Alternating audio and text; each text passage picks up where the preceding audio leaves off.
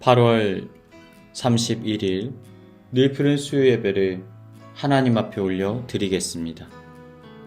전능하사 천지를 만드신 하나님 아버지를 내가 믿사오며 그 외아들 우리 주 예수 그리스도를 믿사오니 이는 성령으로 잉태하사 동정녀 마리아에게 나시고 본디오 빌라도에게 고난을 받으사 십자가에 못 박혀 죽으시고 장사한 지 사흘 만에 죽은 자 가운데서 다시 살아나시며 하늘에 오르사 전능하신 하나님 우편에 앉아 계시다가 저리로서 산자와 죽은 자를 심판하러 오시리라.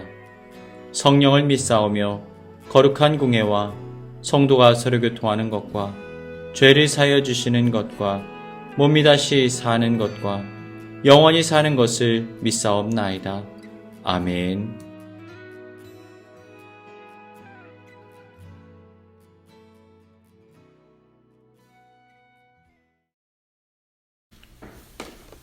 계속해서 우리가 야고보서의 말씀을 가지고 하나님의 은혜를 나누고 있습니다.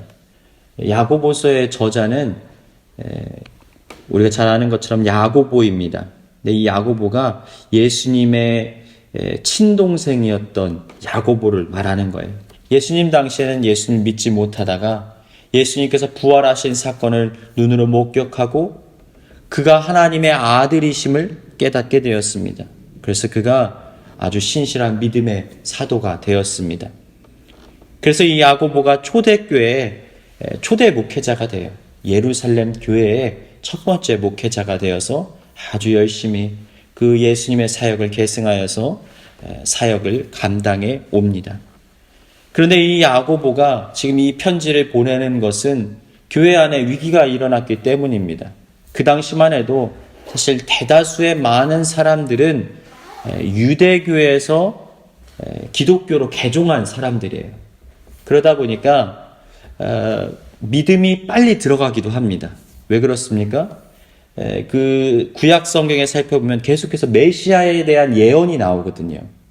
그래서 그 로마에 의해서 압박과 핍박을 당하던 자들이 언젠가 메시아가 오시면 이 로마 제국으로부터 우리를 건져내어 주시고 완전한 하나님 나라를 완성시킬 것이다 라는 소망을 가지고 있었습니다.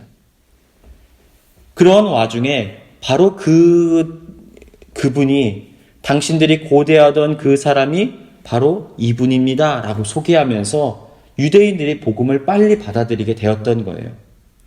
그런데 어떤 문제가 일어납니까?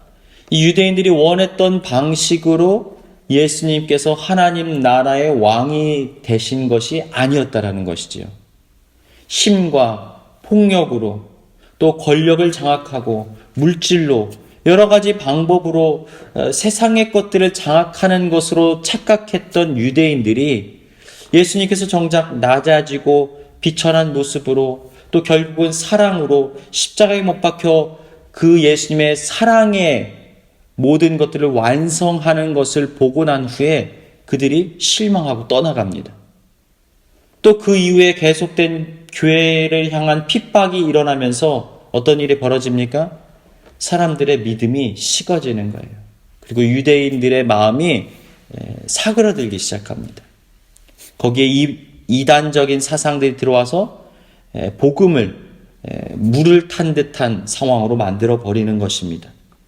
이런 와중에 이 야고보가 편지를 기록하는 거예요.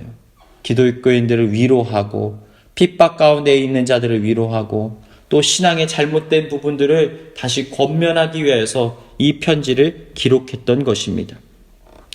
그래서 지금 첫 번째 내용이 이렇게 나오는 거예요. 1장 잠깐만 한번 볼까요? 1장 2절부터 3절 보면요. 이렇게 나와요. 2절부터 4절. 내 형제들아 너희가 여러 가지 시험을 당하거든 온전히 기쁘게 여기라. 이는 너희 믿음의 시련이 인내를 만들어내는 줄 너희가 알미라. 인내를 온전히 이루라. 이는 너희로 온전히 구비하여 조금도 부족함이 없게 하려 함이라. 그러니까 그들의 상황이 어떠했다라는 거예요?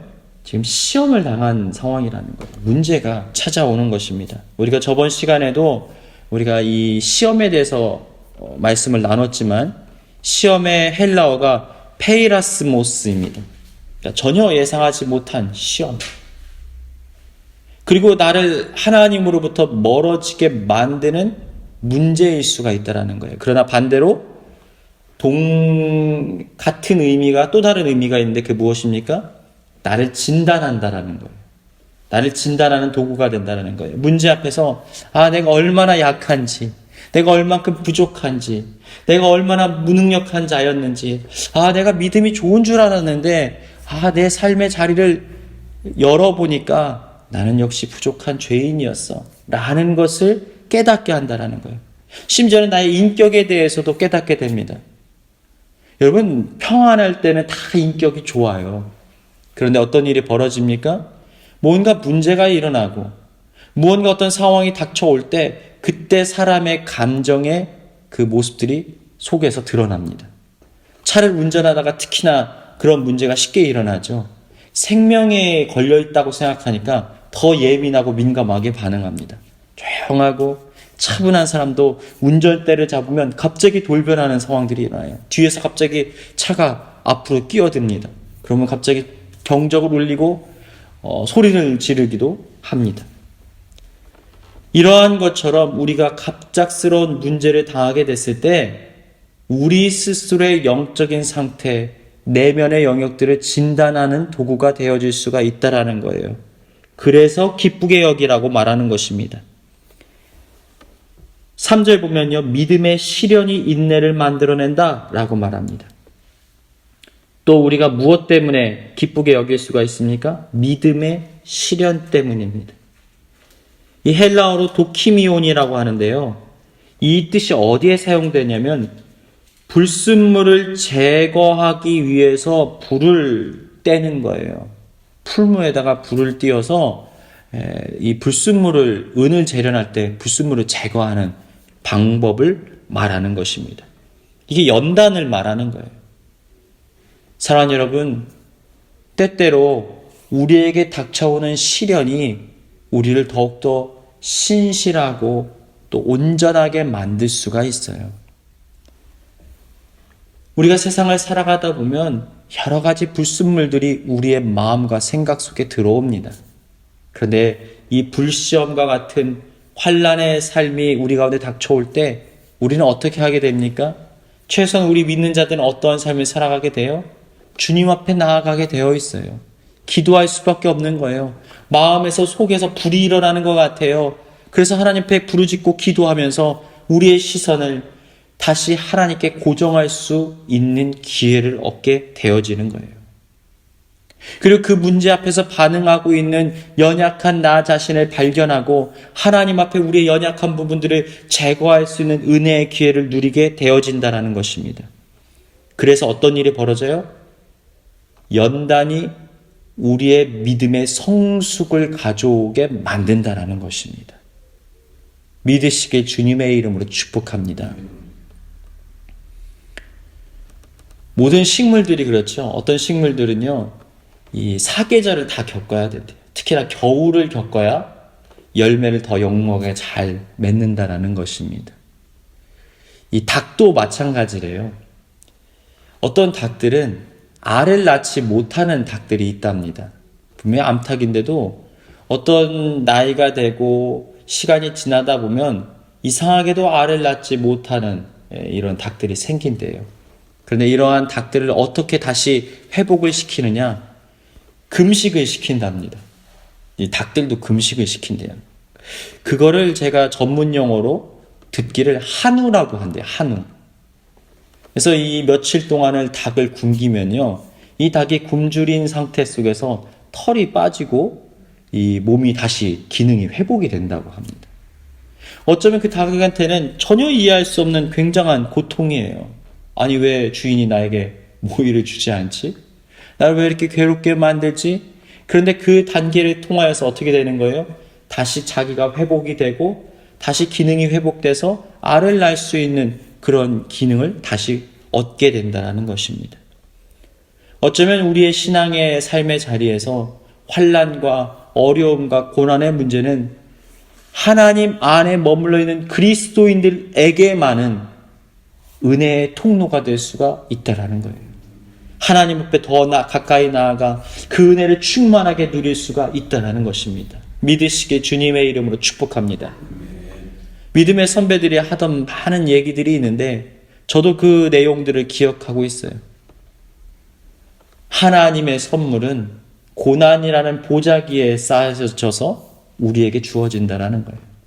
우리가 그 시련을 견뎌내고 그 보자기를 한꺼풀 벗겨내면 하나님의 은혜의 선물을 우리가 맛볼 수가 있다는 것입니다. 야고보서 기자는 오늘날 우리 믿는 자들에게도 이렇게 권면하는 거예요. 너에게 환난이 있고 고난이 있고 시련이 있느냐? 그러나 그것을 참고 인내하고 하나님을 바라보면 언젠가 반드시 은혜의 복으로 채워주시겠노라고 약속하셨다라는 것입니다. 소망을 가지고 오늘의 삶을 살아가는 복된 삶을 살아가시길 주님의 이름으로 축복합니다. 이제 2장의 말씀을 우리가 살펴보도록 하겠습니다. 2장의 말씀을 보면요, 크게 두 가지의 내용들이 등장하는데 첫 번째 다루고 있는 주제가 무엇입니까? 사람을 차별하지 말라는 거예요. 사람을 차별하지 말라. 그러니까 그 초대교회 당시의 사람들이 어떤 흐름들이 있었어요? 사람들을 구분하는 거예요. 부한 자와 가난한 자, 사회적인 지위가 있는 자와 없는 자, 이렇게 구분했다라는 것입니다. 그런데 여러분, 비단 그것이 초대교회만의 상황일까요?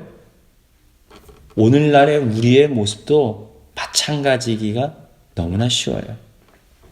성경은 과거와 현재, 미래 모든 삶의 자리에 우리 인간의 삶의 자리를 비추고 진단합니다. 우리의 삶도 이와 마찬가지이기 때문에 성경은 우리에게 경고하고 있는 거예요. 여러분, 근본적으로 누군가를 차별하고 누군가를 물질의 많고 적음으로 판단하고 누군가를 사회적인 지위가 있고 없고로 바라보는 시선이 있다라는 것, 무엇을 의미할까요? 세상을 바라보는 가치 기준이 내 안에 그렇게 자리하고 있다는 거예요. 뭐예요?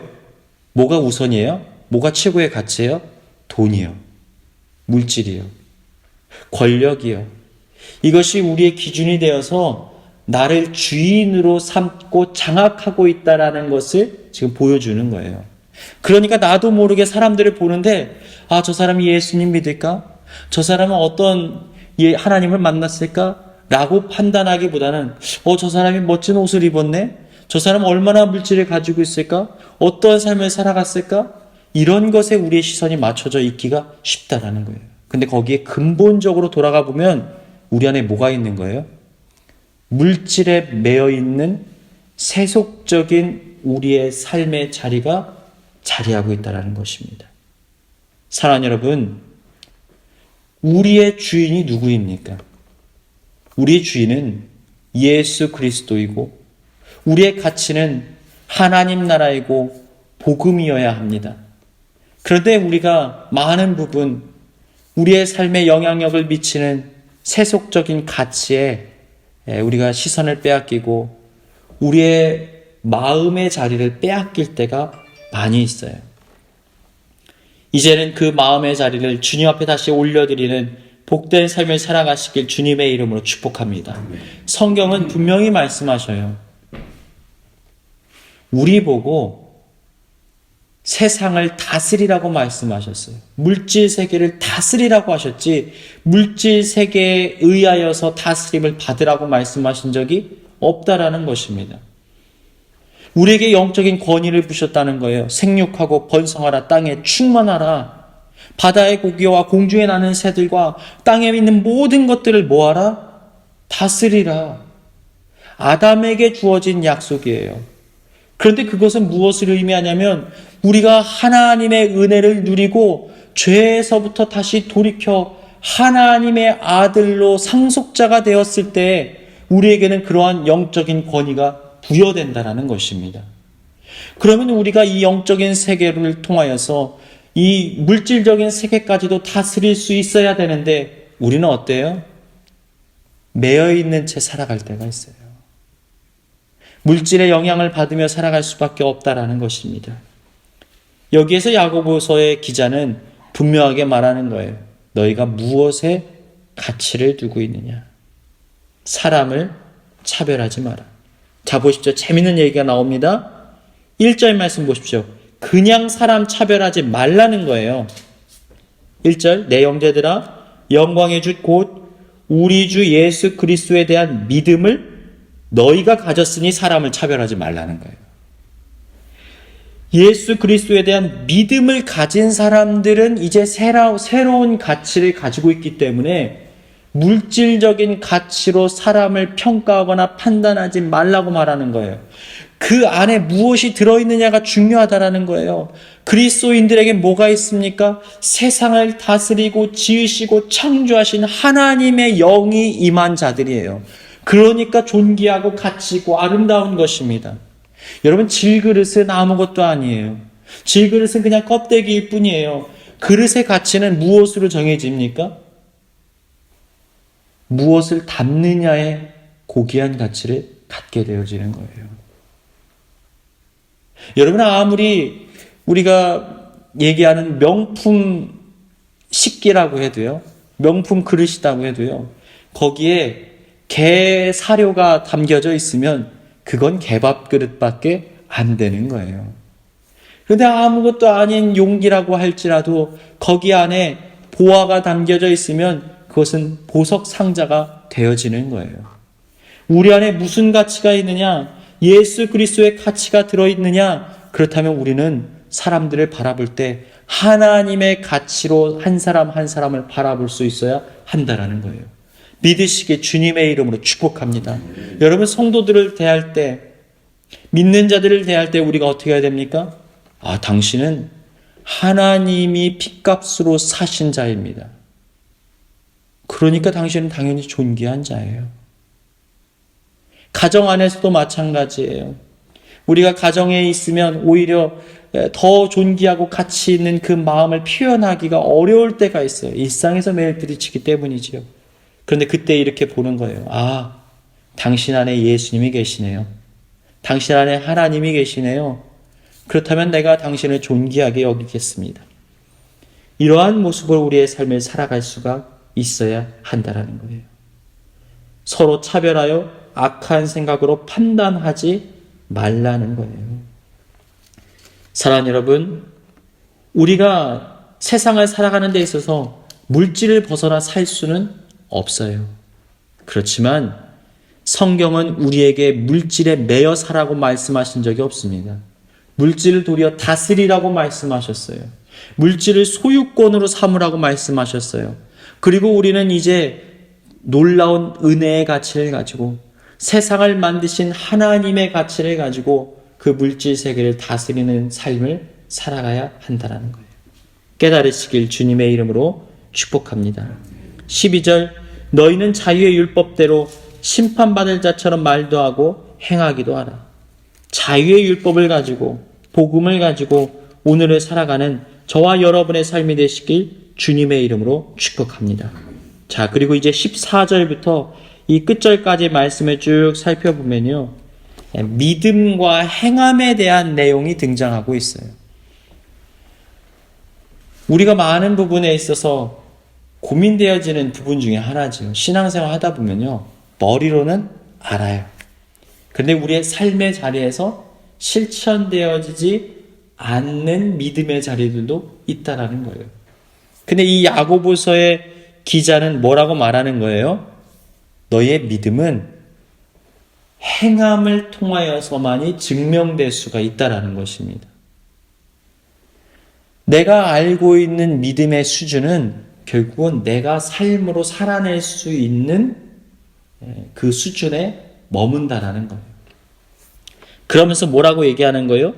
여러분들 말씀을 읽다 보면 전혀 이거 여기 상황에 어울리지 않는 것 같은데 라고 했던 내용이 어디예요? 19절이죠. 내가 하나님은 한 분이신 줄을 믿느냐? 잘하는도다. 귀신도 믿고 떠는도다. 이게 무슨 얘기일까요? 하나님이 한 분이시고 가장 위대하고 존귀한 자라는 것을 귀신도 안다라는 거예요. 그런데 그 귀신이 하나님을 따릅니까? 대적합니까? 대적한다라는 것입니다. 아는데 대적한다라는 거예요. 그럼 이게 믿음이에요?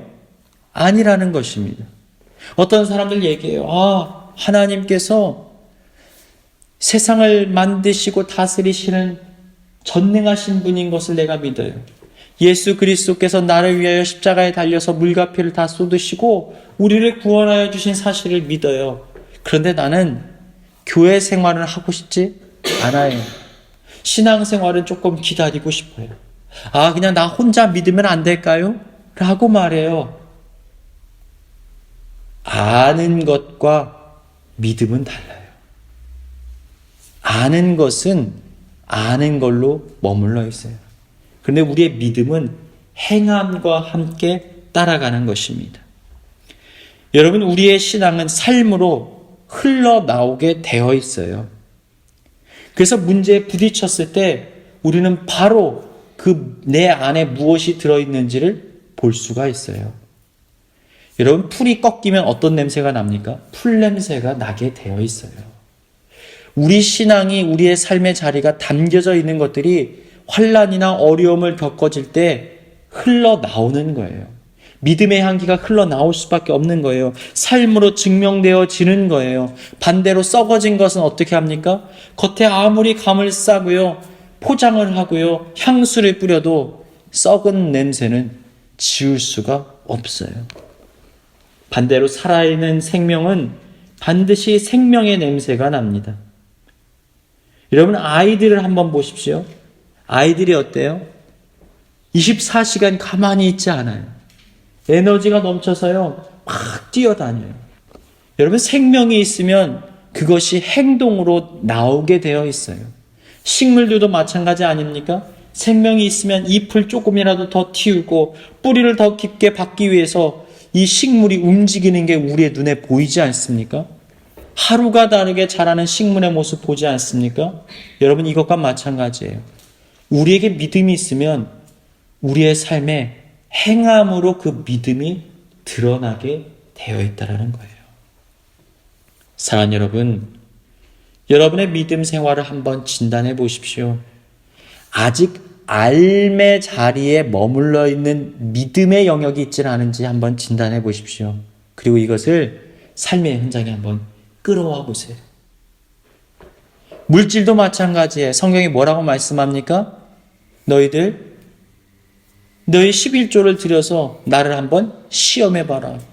내가 너희에게 창고에 가득하게 그 물질을 채워주지 아니하는지 네가 한번 나를 시험해보라라고 말씀하고 있어요. 우리의 신앙의 자리도 그래요.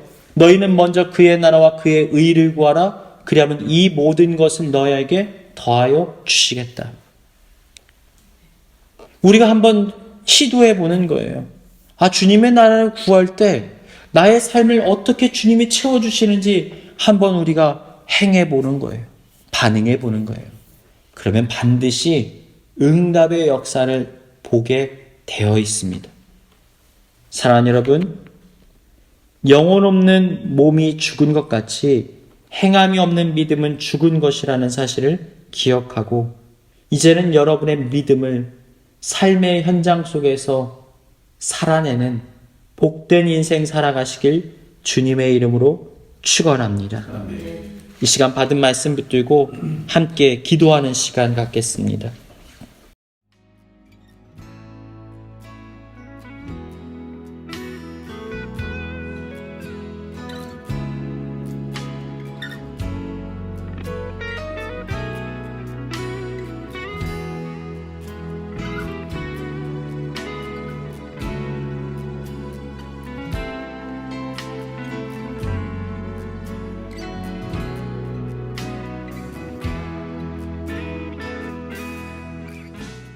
이 시간 교회에 주신 공동의 기도 제목을 가지고 다 같이 기도하시겠습니다. 첫 번째로, 문제와 낙심의 상황 속에서도 오직 하나님을 바라봄으로 소망 중에 기뻐하게 하여 주옵소서. 내 힘으로 어찌할 수 없는 모든 상황들을 하나님께 맡겨드림으로 주님의 일하심을 보게 하여 주옵소서.